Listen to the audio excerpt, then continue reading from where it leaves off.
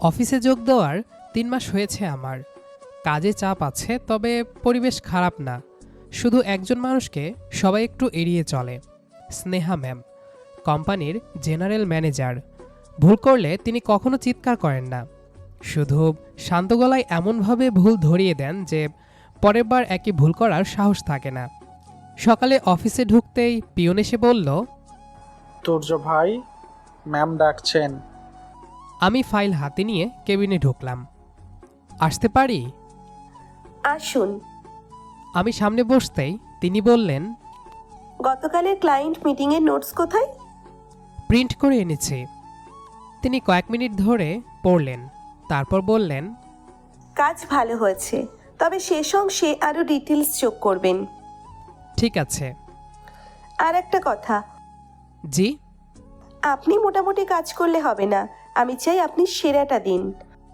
চেষ্টা করব। চেষ্টা না, করবেন। আমি মাথা নাড়লাম। অফিসে সবাই বলতো ম্যাম কাউকে আলাদা গুরুত্ব দেন না, আমিও বিশ্বাস করতাম। কয়েকদিন পর অফিস থেকে সবাই মিলে একটা রিসোর্টে গেলাম। সেখানে টিম গেম খেলছিল। আমি দৌড়াতে গিয়ে পিছলে পড়লাম। হাঁটুতে বেশ ভালোই লেগেছিল। স্নেহা ম্যাম ভ্রুকুচকে জিজ্ঞেস করেন, বেশি লেগেছে? আমি বললাম, না তেমন না। হাঁটতে পারবেন? পারবো। কিন্তু আমার কথা যেন ওনার কানে গেল না। উনি এইচআরকে বললেন, ফার্স্ট এইড বক্স আনুন। আমি একটু অস্বস্তি নিয়ে বললাম, আমি নিজেই করে নেব। অফিসের কেউ আহত হলে সেটা আমার দায়িত্ব। কথাটা শুনে আর কিছু বলিনি। এরপর সব কিছু আবার আগের মতোই চলতে লাগলো। তারপর প্রায় 2 মাস কেটে গেল। অফিসের প্রতিটা দিন একই নিয়মে চলতে লাগলো। সকাল 9টায় অফিসে ঢোকা, কাজের তালিকা দেখে একে একে শেষ করা, দুপুরে কর্মীদের সঙ্গে ক্যান্টিনে খাওয়া, আবার বিকেল পর্যন্ত কাজ। এর মাঝেও স্নেহা ম্যামের সঙ্গে প্রয়োজন ছাড়া কোনো কথা হতো না। তবে একটা জিনিস আমি ধীরে ধীরে খেয়াল করতে শুরু করলাম। আমি কোনো কাজ জমা দিলে তিনি খুব মনোযোগ দিয়ে দেখতেন। অন্যদের মতো শুধু ওকে বলে পাশ কাটিয়ে দিতেন না। কোথায় ভুল হয়েছে, কোথায় আরও ভালো করা যায় সব বুঝিয়ে দিতেন। একদিন দুপুরে অফিসের সার্ভার হঠাৎ বন্ধ হয়ে গেল। সবাই যার যার ডেস্কে বসে অপেক্ষা করছে। আমি তখন আগের সপ্তাহের একটা রিপোর্ট হাতে নিয়ে বসেছিলাম। হঠাৎ ইন্টারকম বেজে উঠল। রিসিপশন থেকে জানানো হলো ম্যাম ডাকছেন। আমি কেবিনে ঢুকতে দেখলাম তিনি জানালার পাশে দাঁড়িয়ে ফোনে কথা বলছেন। আমাকে বসতে ইশারা করলেন। কয়েক মিনিট পরে ফোন রেখে আমার দিকে তাকালেন। নতুন একটা প্রজেক্ট এসেছে। জি। আমি চাই এই প্রজেক্ট আপনি কাজ করুন। আমি একটু অবাক হয়ে বললাম, টিমে তো আরও সিনিয়র অনেকে আছেন। জানি, তাহলে আমি? কারণ আপনি কাজ শেখার চেষ্টা করেন, সেটা আমার ভালো লাগে। আমি কয়েক সেকেন্ড চুপ করে রইলাম। চেষ্টা করব যেন আপনাকে হতাশ না করি। আমি ফলাফল চাই, বাকিটা আপনার উপর। আমি মাথা নেড়ে বেরিয়ে এলাম। বাড়ি আসতেই রাফি এগিয়ে এলো। কি বলল? নতুন প্রজেক্ট দিল। রাফি অবাক হয়ে বলল, আরে এটা তো সাধারণত সিনিয়রদের দেয়। আমি কাজ ঝাঁকিয়ে নিজের ডেস্কে বসে পড়লাম। পরে কয়েকদিন খুব ব্যস্ততার মধ্যে গেল। অফিস শেষ হওয়ার পরও মাঝে মাঝে 2-1 ঘন্টা থেকে কাজ করতে হতো। এক সন্ধ্যায় পুরো ফ্লোর প্রায় ফাঁকা। আমি রিপোর্ট শেষ করার চেষ্টা করছি। ঠিক তখন কেবিন থেকে স্নেহা ম্যাম বেরিয়ে এলেন। এখনো যাননি? আরেকটু কাজ বাকি। স্নেহা ঘড়ির দিকে তাকিয়ে বললেন, রাত 8:30 বাজে। কাজ শেষ করে চলে যাব। কাজ গুরুত্বপূর্ণ, কিন্তু নিজের শরীরটাও গুরুত্বপূর্ণ। জি। আধা ঘন্টার বেশি থাকবেন না। ঠিক আছে। পরদিন সকালে অফিসে ঢুকতেই তিনি আবার ডাকলেন। আমি ভেতরে যেতেই তিনি আমার দেওয়া রিপোর্টটা টেবিলের ওপর রাখলেন। ভালো কাজ হয়েছে, ধন্যবাদ। তবে একটা ভুল করেছেন। কোথায়? তিনি ফাইলের একটা অংশ দেখিয়ে বললেন, এখানে ক্লায়েন্টের পুরনো ডাটা চলে এসেছে। আমি কপালে হাত দিয়ে বললাম, খেয়ালই করিনি। ভুল সবারই হয়, কিন্তু একই ভুল দ্বিতীয়বার যেন না হয়। হবে না। তিনি ছোট্ট করে মাথা নাড়লেন। কেবিন থেকে বেরিয়ে আমার মনে হলো মানুষটা আসলে অযথা কঠোর নন। তিনি শুধু চান তার টিমের কেউ যেন অর্ধেক মন দিয়ে কাজ না করে। এরপর থেকে অদ্ভুত একটা অভ্যাস তৈরি হয়ে গেল। কোনো কাজ শেষ করলেই মনে হতো স্নেহা ম্যাম এটা দেখে কি বলবেন, প্রশংসা করবেন নাকি আবার কোনো ভুল ধরে ফেলবেন। আমিও বুঝতে পারিনি কখন যে তার দেওয়া প্রতিটা মন্তব্যকে গুরুত্ব দিতে শুরু করেছে। অন্যদিকে স্নেহা ম্যামও যেন আমাকে একটু বেশি দায়িত্ব দিতে শুরু করলেন।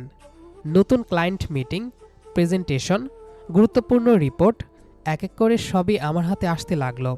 অফিসের সবাই ভাবছিল আমি হয়তো ভাগ্যবান, আর আমি ভাবছিলাম হয়তো শুধু কাজের কারণেই ম্যাম আমাকে বিশ্বাস করেন।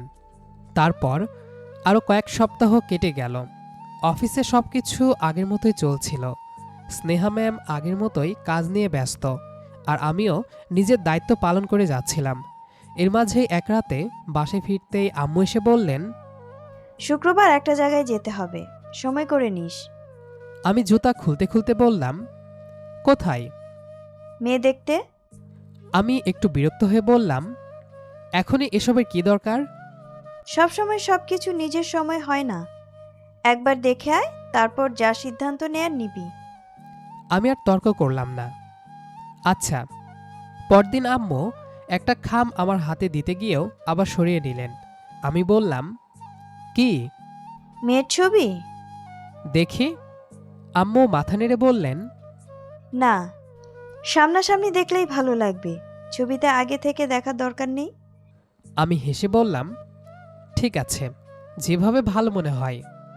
শুক্রবার বিকেলে আমরা সবাই মিলে নির্ধারিত বাসায় গেলাম। ড্রয়িং রুমে বসে সবার সঙ্গে পরিচয় পর্ব চলছিল। চা নাস্তা এলো। আমি মাথা নিচু করে বসেছিলাম। কিছুক্ষণ পর ভেতরের রুম থেকে একজন মেয়ে ট্রে হাতে বেরিয়ে এলো। আমি মুখ তুলে তাকাতেই পুরো শরীর থমকে গেল। স্নেহা ম্যাম! হাতে থাকা কাপটা প্রায় পড়ে যাচ্ছিল। আমি বিশ্বাসই করতে পারছিলাম না অফিসের সেই গম্ভীর কঠোর বস আজ আমার সামনে পাত্রী হয়ে দাঁড়িয়ে আছে। কিন্তু আশ্চর্যের বিষয়, স্নেহা ম্যামের মুখে কোনো বিস্ময় নেই। তিনি একদম স্বাভাবিকভাবে সবার সামনে বসে রইলেন, যেন সবকিছু আগেই জানা। দুই পরিবারের বড়রা নিজেদের মধ্যে গল্প করতে লাগলেন।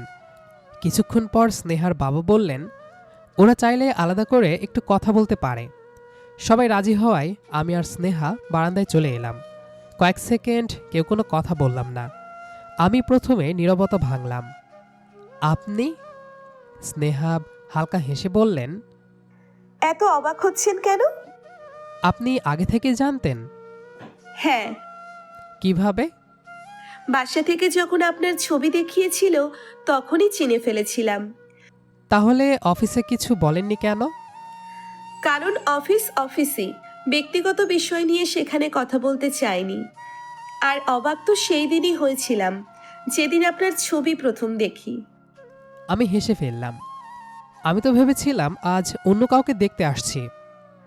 আমি তো জানতাম আজ আপনি আসবেন। তাহলে এতদিন একবারও ইঙ্গিত দিলেন না? কিছু বিষয় পরিবারের মাধ্যমেই সুন্দর লাগে। তার কথায় আমি আর কিছু বলতে পারলাম না। অদ্ভুত একটা স্বস্তি কাজ করছিল। যে মানুষটাকে এতদিন শুধু অফিসের বস হিসেবে চিনেছি, আজ তার অন্য একটা পরিচয় সামনে এসেছে। আমাদের কথা শেষ হতেই দুই পরিবারের সবাই আবার একসঙ্গে বসলেন। আম্মু আমার দিকে তাকিয়ে বললেন, কি বলিস? আমি একবার স্নেহার দিকে তাকিয়ে মাথা নাড়লাম। আমার কোনো আপত্তি নেই। স্নেহার বাবাও মেয়ের দিকে তাকালেন। দুই পরিবারের মুখেই হাসি ফুটে উঠল। যেহেতু দুই পক্ষই রাজি, তাই সেদিনই ঘরোয়া আয়োজনে ছোট্ট করে আংটি পরিয়ে দেওয়ার সিদ্ধান্ত হলো। বাড়ির বড়রা আংটি নিয়ে এলেন। প্রথমে আমি স্নেহার হাতে আংটি পরিয়ে দিলাম, তারপর স্নেহা আমার হাতে আংটি পরিয়ে দিল। চারপাশে হাততালির শব্দ ভেসে উঠল। আংটি পরানোর পর সবাই অনেকক্ষণ গল্প করল। আত্মীয় স্বজন একে একে শুভেচ্ছা জানাতে লাগলেন। আমি আর স্নেহা খুব বেশি কথা বললাম না, কারণ বাড়ির সবাই আমাদের ঘিরেই বসেছিল। রাত হয়ে যাওয়ায় আমরা বাসায় ফিরে এলাম।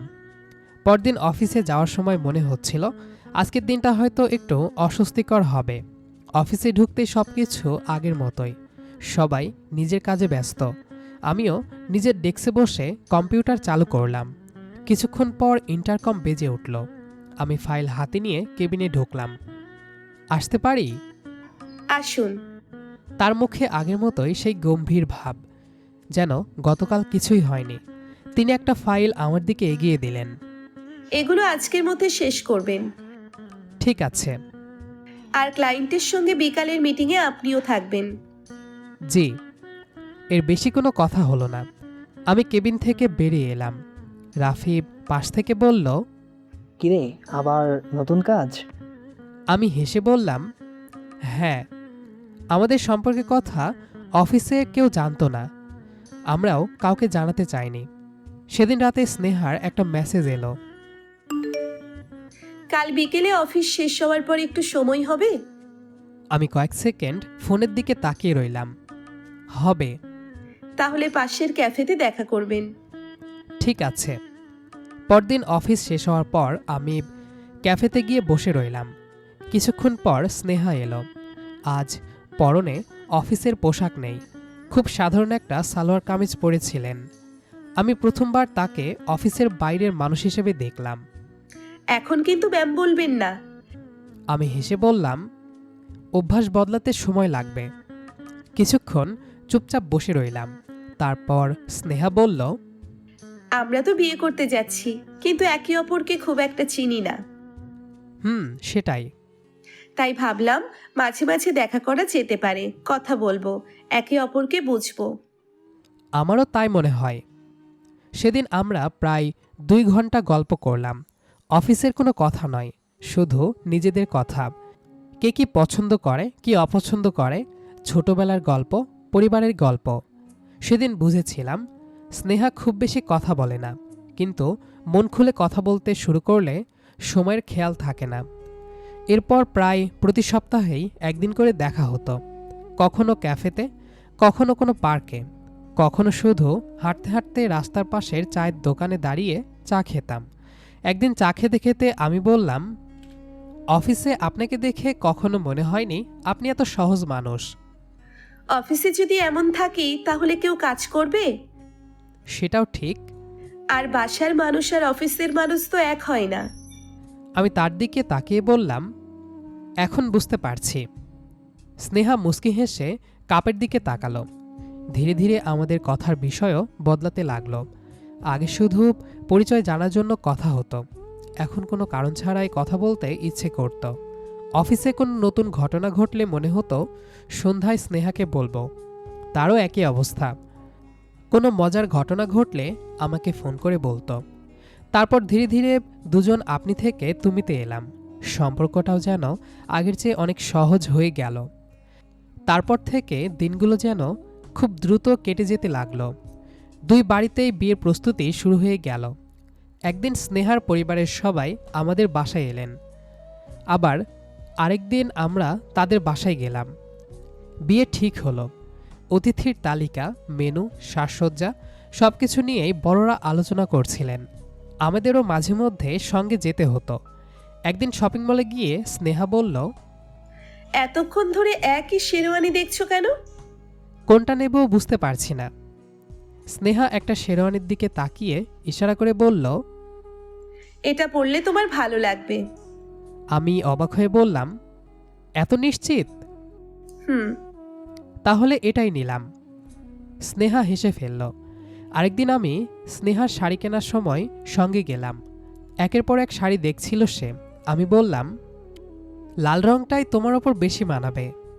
স্নেহা আমার দিকে তাকিয়ে বলল, তুমি তাহলে পছন্দ করে দাও। অনেকক্ষণ দেখার পর একটা শাড়ি হাতে নিয়ে বললাম, এটা কেমন? স্নেহা শাড়িটা নিজের সঙ্গে মিলিয়ে আয়নায় দেখল। তারপর মুস্কি হেসে বলল, অনেক সুন্দর। এভাবেই ছোট ছোট মুহূর্তগুলো অজান্তেই আমাদের আরও কাছাকাছি নিয়ে এলো। অবশেষে অপেক্ষার প্রহর শেষ হলো। বিয়ের দিন চলে এলো। সকাল থেকেই বাড়ি মানুষে ভরে গেল। আত্মীয় স্বজন, বন্ধু বান্ধব সবাই একে একে আসতে লাগলো। দুপুরের দিকে সবাই প্রস্তুত হতে লাগলো বরযাত্রী যাওয়ার জন্য। আমি আয়নার সামনে দাঁড়িয়ে নিজের দিকে তাকিয়ে আছি। কেমন যেন অদ্ভুত লাগছে। আজকের পর থেকে জীবনের অনেক কিছু বদলে যাবে। একটু পর বরযাত্রী নিয়ে স্নেহাদের বাড়ির উদ্দেশ্যে রওনা দিলাম। সেখানে পৌঁছাতেই সবাই হাসি মুখে আমাদের স্বাগতম জানালো। এক এক করে সব আনুষ্ঠানিকতা শেষ হলো। এরপর কাজী সাহেব এলেন। 3 বার কবুল বলার পর রেজিস্ট্রিতে সই করলাম। কিছুক্ষণ পর খবর এলো স্নেহাও কবুল বলেছে। চারপাশে সবাই আলহামদুলিল্লাহ বলতে লাগলো। সবশেষে প্রথমবারের মতো সবার সামনে আমি এবং স্নেহা পাশাপাশি বসলাম। আত্মীয় স্বজন একে একে এসে ছবি তুলতে লাগলো। বিকেল ঘনিয়ে সন্ধ্যা প্রায়, তাই এবার বিদায়ের সময় এলো। স্নেহার বাবা মা তাকে জড়িয়ে ধরে দোয়া করলেন। স্নেহার চোখ ভিজে উঠেছিল। আমি শুধু পাশে দাঁড়িয়েছিলাম। বিদায় শেষে আমরা আমাদের বাসার উদ্দেশ্যে রওনা দিলাম। বাসায় পৌঁছাতেই সবাই হাসি মুখে আমাদের বরণ করে নিল। বিভিন্ন আনুষ্ঠানিকতা শেষ হতে হতে বেশ রাত হয়ে গেল। আত্মীয় স্বজন একে একে বিদায় নিল। অবশেষে রাত 11টায় আমি বাসার ঘরে প্রবেশ করলাম। ভেতরে ঢুকে ধীরে ধীরে দরজাটা বন্ধ করলাম। ঘর জুড়ে হালকা ফুলের গন্ধ, বিছানা চারপাশে সাদামাটা সাজ। খুব বেশি আড়ম্বর নেই, কিন্তু পরিবেশটা শান্ত। স্নেহা খাটের একপাশে চুপচাপ বসে আছে। লাল শাড়ি, মাথায় ওড়না টানা। সারাদিনের ক্লান্তি তার মুখে স্পষ্ট। আমি কয়েক মুহূর্ত দাঁড়িয়ে থেকে বললাম, ভেতরে আসতে পারি? আমার কথায় স্নেহা মুখ তুলে তাকিয়েই হেসে ফেলল। এসেই তো পড়েছ, আবার অনুমতি চাচ্ছ? আমি হেসে বললাম, অফিসের বস তো তুমি, অভ্যাসটা এখনো যায়নি। স্নেহা মাথা নেড়ে বলল, অফিস শেষ হয়েছে অনেক আগেই। আমি ধীরে ধীরে তার সামনে গিয়ে বসলাম। কিছুক্ষণ দুজনেই চুপ। নীরবতাটা অস্বস্তিকর ছিল না, বরং দুজনেই যেন এই নতুন মুহূর্তটা নিজের মতো করে অনুভব করছিলাম।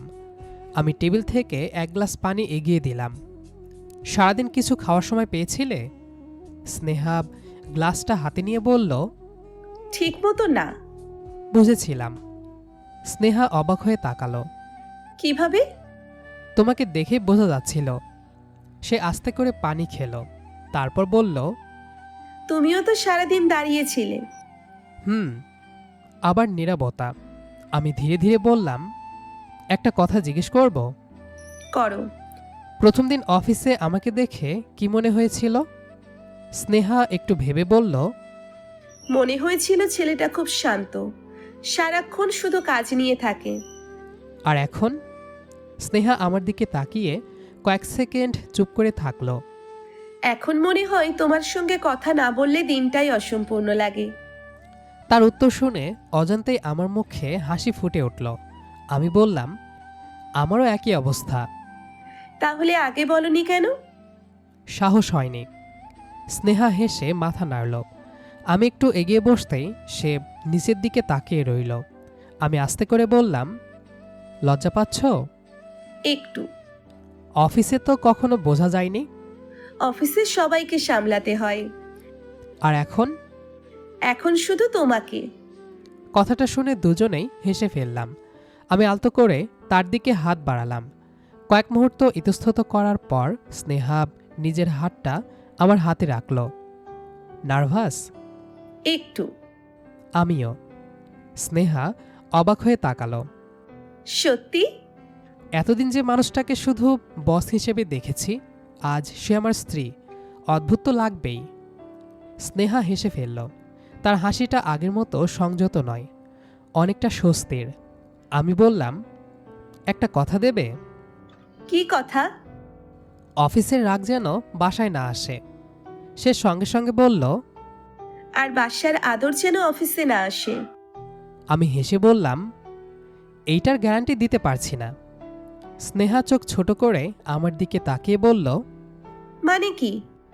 এমন সুন্দরী বউ আর বস থাকলে কিভাবে আদর না করি বলো? স্নেহা কথাটা শুনে লজ্জায় মাথা নিচু করে ফেলল আর মুচকি হাসল। ঘরের ভেতর আবার নীরবতা নেমে এলো, কিন্তু সেই নীরবতা আর অচেনা লাগছিল না।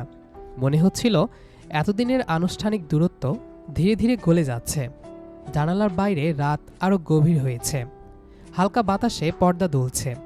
ফুলের গন্ধে পুরো ঘর ভরে আছে।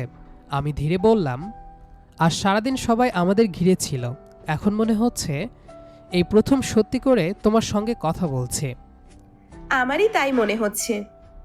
আমি কিছুক্ষণ তার চোখের দিকে তাকিয়ে রইলাম। জানো, আজ তোমাকে দেখে অফিসের সেই জেনারেল ম্যানেজারকে একবার মনে হচ্ছে না। তাহলে কাকে দেখছো? আমার স্ত্রীকে। শব্দটা শুনে স্নেহা কয়েক সেকেন্ড চুপ করে রইল। তারপর খুব আস্তে বলল, শব্দটা শুনতে ভালো লাগছে। আমারও। দুজনেই একে অপরের দিকে তাকিয়ে রইলাম। কোনো তাড়া নেই, কোনো অস্বস্তি নেই, শুধু নতুন একটা সম্পর্ককে ধীরে ধীরে অনুভব করার চেষ্টা। স্নেহা নরম গলায় বলল, একটা কথা বলবো? বলো। আমি হয়তো খুব সহজে অনুভূতি প্রকাশ করতে পারি না। জানি। কিভাবে? কারণ তোমাকে যতটা কঠিন মনে হয় তার চেয়ে অনেক বেশি নরম তুমি, সেটা অনেক আগেই বুঝে গেছি। সত্যি?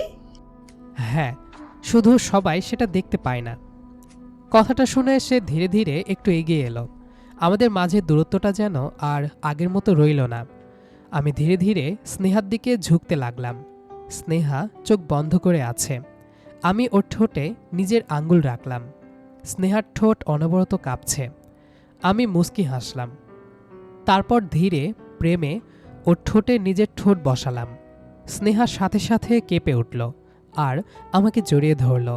কিছুক্ষণ পর আমি ধীরে ধীরে ওর ঠোঁট থেকে সরে এলাম। স্নেহা তখনও চোখ বন্ধ করে আছে। তার বুকের ওঠানামা স্পষ্ট বোঝা যাচ্ছে। কয়েক সেকেন্ড পর সে ধীরে ধীরে চোখ খুলল, চোখে লাজুক হাসি।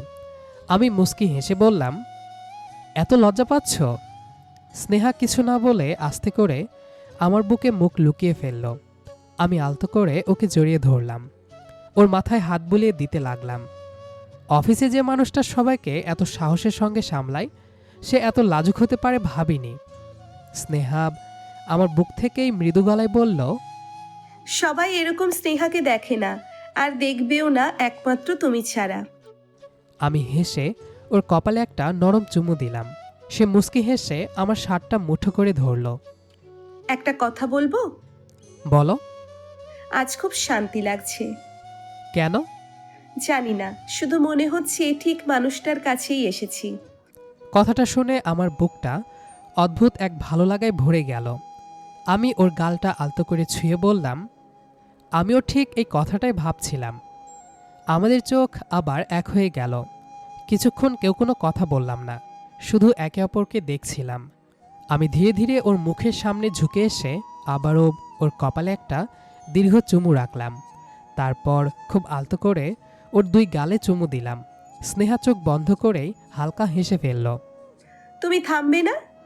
আমি দুষ্টু হেসে বললাম, এতদিনের অপেক্ষা ছিল, এত সহজে কি শেষ করা যায়? স্নেহা লজ্জায় মাথা নাড়ল। একদম অসভ্য। শুধু তোমার কাছে। কথাটা বলেই আমি আবার ধীরে ধীরে ওর কাছে এগিয়ে গেলাম। স্নেহাও এবার আর পিছিয়ে গেল না, বরং নিজের ইচ্ছাতেই আমার কাঁধে দুই হাত রাখল। আমি কয়েক মুহূর্ত ওর চোখের দিকে তাকিয়ে রইলাম। তারপর খুব ধীরে আবারও ওর ঠোঁটে নিজের ঠোঁট ছুঁয়ে দিলাম। এবার আর কোনো তাড়া ছিল না। দুজনে শান্তভাবে সেই মুহূর্তটাকে অনুভব করছিলাম। কিছুক্ষণ পর সরে আসতেই স্নেহা লাজুক হেসে ফিসফিস করে বলল, আই লাভ ইউ। আমি অবাক হয়ে ওর দিকে তাকালাম। আবার বলো। স্নেহা লজ্জায় ঠোঁট কামড়ে আস্তে করে বলল, আই লাভ ইউ। আমি দুষ্টু হেসে একটু ঝুঁকে ওর কাঁধে মাথা ঠেকালাম। এত আস্তে বললে তো শুনতেই পেলাম না। স্নেহা এবার মুখ তুলে আমার দিকে তাকিয়েই হালকা করে বুকের ওপর একটা চাপ দিল। সব কথা জোরে বলতে হয় নাকি?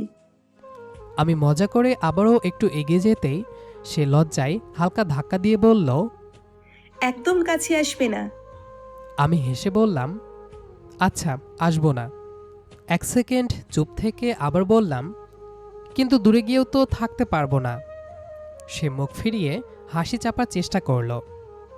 তুমি না একদম বদলে গেছো। তা ঠিক। অফিসের তুর্য আর বাসার তুর্য এক না।